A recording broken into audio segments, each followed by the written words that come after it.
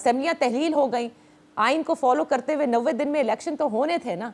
अब अगर जो हुक्मरान जमात है वो ना कराए तो जो अग्रीव पार्टी है वो कहाँ जाएगी? जाहिर है वो इंसाफ के लिए कोर्ट्स का ही दरवाजा खटखटाएगी। जी जी बिल्कुल। तो कोर्ट को पहला अलग पूछना चाहिए था सवाल उनसे कि जनाब आपने इलेक्शन तोड़े क्यों है असेंबली, हैं उसको हम देख लेते हैं।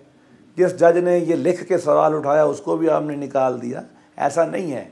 मैं आपको फिर खुद से कहता हूँ कि अभी आपने देख लिया नेशनल कमीशन ऑफ जूरिस की जो रीमा उमर की रिपोर्ट आपने देख ही ली होगी ना।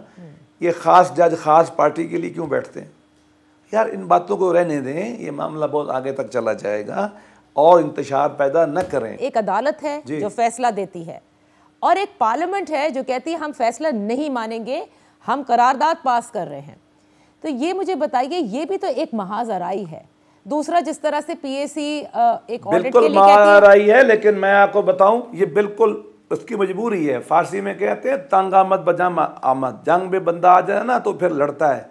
पिछले 10 साल से 7 साल से पार्लियामान और प्राइम मिनिस्टर के बारे में ये अदालतें जो कुछ कह रही हैं, कभी वो कहती हैं, मैं अब नाम नहीं लेता किसने क्या कहा है यार, ये मजाक बना हुआ है ना। पार्लियामान को तो वो इस तरह नहीं समझते यूनियन काउंसिल हो। पार्लियामान के 450 इलेक्टेड बंदे जो आइन कहता है ला पास करते हैं, एक जज बैठ के उठा के उसको फेंक देता है। सुप्रीम कोर्ट ने आज तक ये माना ही नहीं है कि अवाम क्या होती है। वो सारे फैसले फौज के हक में देते हैं। आज गिनिए ना 10 फैसले जो इम्पोर्टेंट पाकिस्तान की हिस्ट्री में हुए हैं, सारे पार्लियामान को ख़त्म करने के हक में हुए हैं।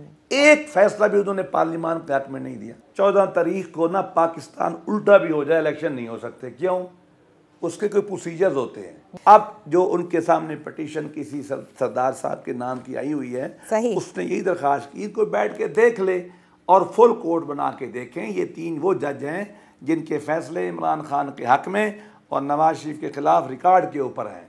मैं तो अदब से कहता हूँ, मैंने दुनिया नवाज शरीफ को उस वक्त 10 दफ़ा कहा था कि आप कोर्ट को कहें कि हमें आप पे इतबार नहीं है, ये आपने मेरे मुंह देख के फैसला करते हैं।